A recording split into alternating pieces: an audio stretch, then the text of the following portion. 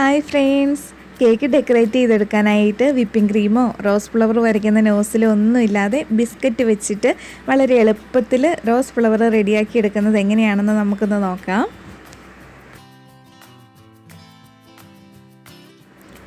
അപ്പോൾ ഞാനിവിടെ ഒരു 7 പീസ് ബോർബൺ ബിസ്ക്കറ്റ് എടുത്തിട്ടുണ്ട്. ഇത് നമുക്ക് മിക്സിയുടെ ജാറിലിട്ടിട്ട് നന്നായിട്ടൊന്ന് പൊടിച്ചെടുക്കാം.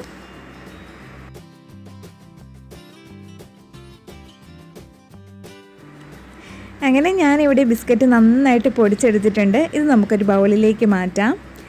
ഇനി ഇതിലേക്ക് ഒരു 2-3 ടീസ്പൂൺ അളവിൽ പാല് ചേർത്ത് കൊടുത്തിട്ട് നന്നായിട്ടൊന്ന് കുഴച്ചെടുക്കണം.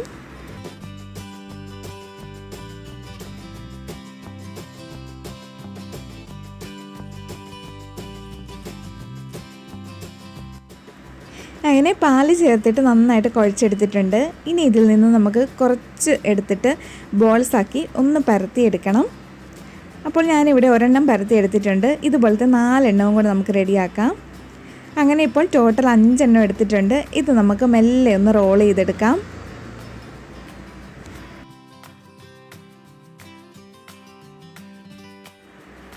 ഇനി റോൾ ചെയ്ത് വെച്ചിരിക്കുന്നത് നമുക്ക് 2ആയിട്ടൊന്ന് കട്ട് ചെയ്യാം. അപ്പോൾ നമുക്ക് 2 ഫ്ലവർ കിട്ടും.